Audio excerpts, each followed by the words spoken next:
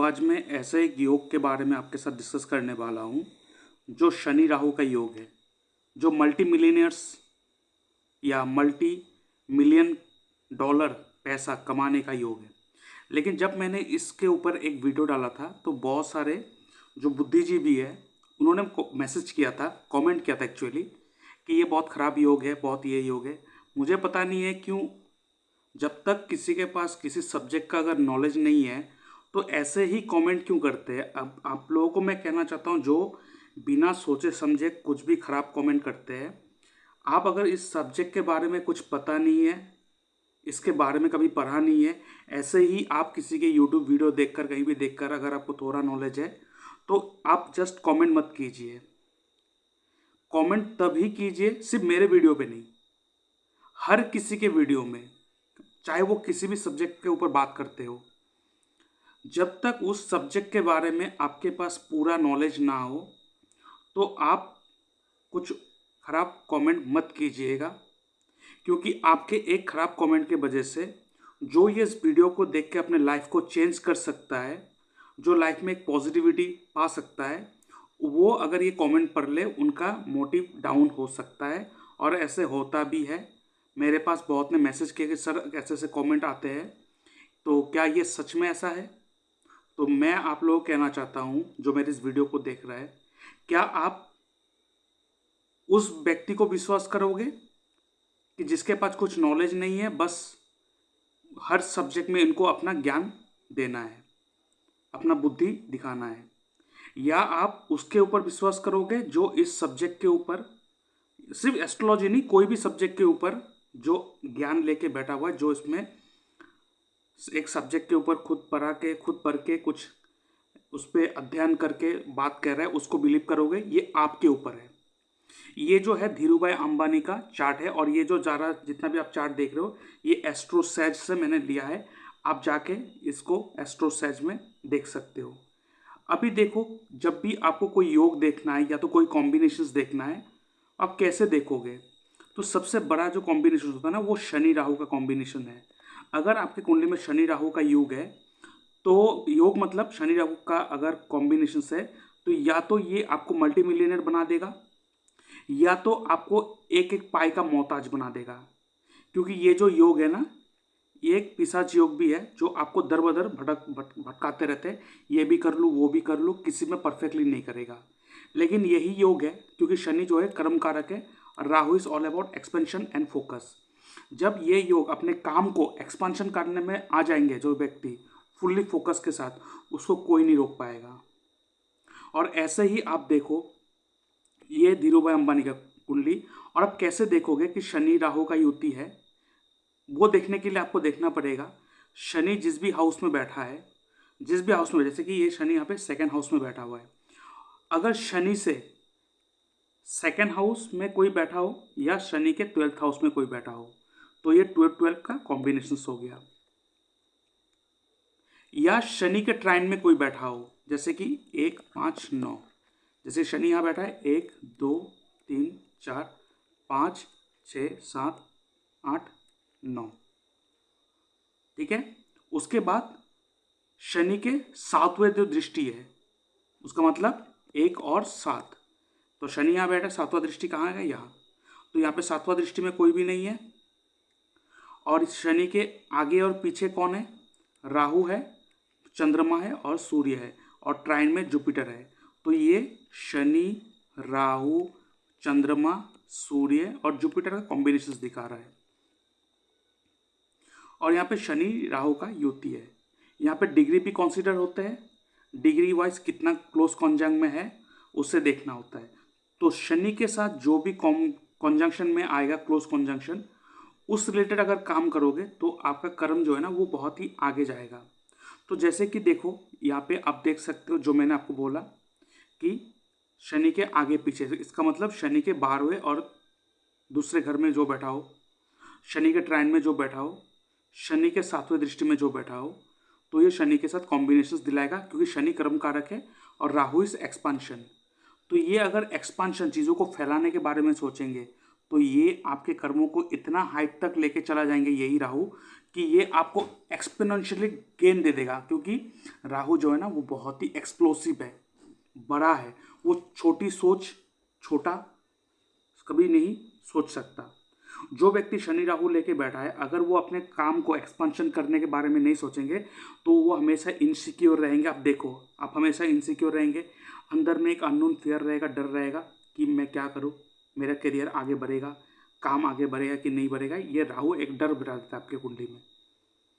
तो अगर आप अपने काम को फोकस करके और चीज़ों को बढ़ाने के बारे में सोचेंगे तो यही जो है आपको बहुत हाइट तक लेके चला जाएगा, शनि राहु का युति। तो इस हिसाब से आप अगर अपने कॉम्बिनेशन को देखना चाहते हो तो आप अपना कुंडली एनालिसिस करवा सकते हो मुझसे, ठीक है। लेकिन उससे पहले और चीज़ भी है, मैं आपको दिखाना चाहता हूँ। जैसे कि ये धीरू भाई अंबानी का है, तो इधर मैं जाऊँ तो इलॉन मस्क का है।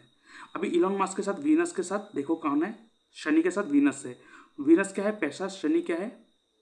कर्म कारक। तो ये जो भी काम करेंगे उससे पैसा आएगा। और मैंने आपको कॉम्बिनेशंस बताया था कि कैसे देखना होता है। आप देखो शनि के ट्राइन में कौन है, 1 2 3 4 5 6 7 8 9, देखिए राहु आ गया, मंगल आ गया। मंगल क्या है? Technical, mechanical. आप देखो वो टेक्निकल मैकेनिकल में है कि नहीं। अभी शनि के आगे और पीछे देखो, यहाँ पे क्या है? बुध और सूर्य। बुध क्या है? Business, communications. तो वो कम्युनिकेशंस का काम कर रहा है कि नहीं कर रहा है? कर रहा है ना। तो देखो ये कॉम्बिनेशंस कैसे शनि राहु इनको बहुत ही ज़्यादा पैसा दे रहा है, कहाँ तक लेके चला गया। उसके बाद यहाँ पे आ जाइए मुकेश अंबानी। मुकेश अंबानी क्या देखो आप, शनि है और शनि के साथ देखिए 12वें घर में राहु आ रहा है, आगे चंद्रमा है। और इसीलिए मैं कहता हूँ जो शनि राहु लेके बैठा है, ये अगर बर्थ प्लेस को भी चेंज कर देंगे तो इनके करियर में बहुत ग्रोथ हो जाएगा। अभी अंबानी देखिए, मुकेश अंबानी, इनका बर्थ हुआ था कहाँ? एडनबर्ग। बिजनेस कहाँ कर रहा है? इंडिया में। तो ये बर्थ प्लेस से दूर आ गया कि नहीं आ गया? देखिए राहु 12th हाउस। तो ये शनि राहु का जो युति है ना, ये आपके जो करियर है, आपका जो बिजनेस या तो आपका जो प्रोफेशनल प्रोफाइल है, वो प्रोफाइल को उस हद तक लेके चला जाएगा कि आप उसको, आप अपने, वो अपने सोच के बाहर है। बस एक ही चीज़ है कि आपका जो सोच है उसे बड़ा करना पड़ेगा। आप अगर ट्रेडिशनल, राहु ट्रेडिशन को पसंद नहीं करते, if you are focusing on the tradition way of doing business, तो आप हमेशा फेल ही करोगे, आप अपने करियर में डूबोगे ही डूबोगे। अगर आप शनि राहु का युति है, अगर शनि केतु का युति है तो अलग कॉम्बिनेशन हो जाएगा। उसके लिए आप मुझसे कंसल्ट कर सकते हो तो क्या करना है, क्योंकि शनि केतु का युति है तो ऐसे व्यक्ति का जो प्रोफेशन है उसमें बहुत ज़्यादा बाधा आते रहते हैं, ब्रेक्स आते रहते हैं, छूटते रहते हैं, चेंजेस होते रहते हैं, ठीक है। क्योंकि शनि कर्म कारक है, केतु मोक्ष का कारक है, तो ये आपके कर्मों से आपको मुक्त करवाना चाहता है केतु। तो ये एक ट्रिकी कॉम्बिनेशन होता है, उसके लिए आप अपना चार्ट एनालाइज करवा सकते हो। लेकिन ये जो शनि राहु का युति है ये आपको बहुत हद तक लेके चला जाएगा। बस आपको अपना सोच को बड़ा करना है, उसको कैसे आगे बढ़ाना है, कैसे इस चीज़ को और बड़ा करना है, उसके बारे में जितना सोचेंगे और जितना आप एक्सप्लोर करते जाएंगे चीज़ें उतना ही बढ़ते जाएंगे धीरे धीरे। और ट्रेडिशनल वे ऑफ थिंकिंग नहीं चलेगा। राहु जो है ना वो out of the box thinking है, तो आपको कुछ अपने ट्रेडिशन को तोड़कर अपने जो जो फैमिली ट्रेडिशन है उसे तोड़कर आगे जाना पड़ेगा। You have to take risk, Shani Rahu. और ये राहु आपको इतना हाइट तक लेके चला जाएगा। और ऐसे भी कलयुग का राजा है राहु, और कलयुग का जो राजा है राहु, अगर आप उस तरह से थिंकिंग करके आगे चलोगे तो यही आपको मालामाल बना के रख देगा। नहीं तो आप जिंदगी भर, शनि राहु का युति इतना भी खराब है कि वो आपको इनसिक्योरिटी दे देगा, दर बदर भटकते रहेंगे, क्या करे क्या नहीं करे, ये भी कर लूँ वो भी कर लूँ, ये भी कर लूँ वो भी कर लूँ, सब चीज़ ट्राई करेंगे, ठीक है, और सक्सेस किसी में भी नहीं होंगे। तो ये चीज़ आपको ध्यान में देना है। हाँ, अभी ये चीज़ है कि अब अगर आप बिजनेस करोगे या सर्विस ओरिएंटेड बिजनेस करोगे वो अलग हो गया। क्यों कहा मैंने ये चीज़? क्योंकि कई बार क्या होता है, लोग बिजनेस करते हैं उसमें फेल बहुत होते हैं, उसमें उसको लॉसेस बहुत होते हैं। मतलब बिजनेस मतलब independent business where you are selling a product, कभी कभार क्या होता है, जब भी 7th हाउस का कॉम्बिनेशन 6th हाउस के साथ होता है, तो ऐसे व्यक्ति अगर बिजनेस करेंगे वो भी प्रोडक्ट सेलिंग, तो उनका लॉस ही जाएगा, क्योंकि वो 7th हाउस का मालिक अपने से 12th आके बैठा है सबसे पहला, और 6th हाउस क्या सर्विस है, तो ये अपने से 12th आके बैठा है, वो भी सर्विस में आके बैठा है। तो ऐसे व्यक्ति के लिए बेस्ट है कि वो अगर सर्विस प्रोवाइडिंग बिजनेस करे तो इनके लिए बहुत ज़्यादा अच्छा होगा। जैसे कि देखिए यहाँ पे मुकेश अंबानी का देखिए 7th हाउस का मालिक कौन है, वीनस, और वीनस कौन कहाँ जाके बैठा है, 6th हाउस में, और 6th हाउस का मालिक कहाँ है, 7th हाउस में, तो इंटरचेंज हुआ है यहाँ पे। तो अब वीनस 7th हाउस का मालिक 6th हाउस में, 6th हाउस का मालिक 7th हाउस में, तो ये क्या दिखा रहा है, ये दिखा रहा है कि ये सर्विस प्रोवाइडिंग बिजनेस कर सकता है। तो आप देख लो अंबानी का जितना भी बिजनेस है, जियो, वो एक सर्विस प्रोवाइडिंग बिजनेस है, ठीक है, और जितना भी इनका सर्विस प्रोवाइडिंग आइटम है वो बहुत ही सक्सेसफुल आइटम है, आप खुद देख लो। तो इसलिए आपको मैं कहता हूँ कि आपको पता नहीं है कि मैं बिजनेस कर रहा हूँ, पैसा तो आ रहा है, लेकिन उसके साथ साथ चीज़ें जो है ना वो थोड़ा बहुत लॉस, चीज़ें डैमेज होना, प्रोडक्ट में ज़्यादातर कंप्लेन आते रहना, वो क्यों होते रहता है समझ में नहीं आता है।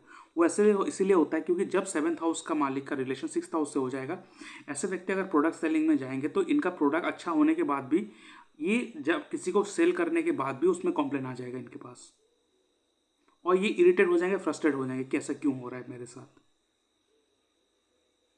तो इसलिए इस चीज़ को आप अपने कुंडली को अच्छी तरह से एनालिसिस करवाना ज़रूरी होता है।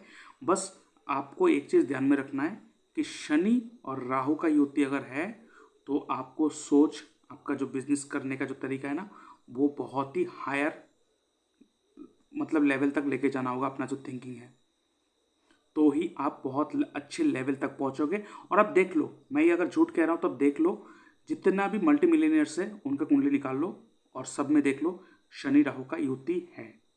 बिना शनि राहु के युति के आप मल्टी मिलियनियर्स नहीं बन सकते, ठीक है।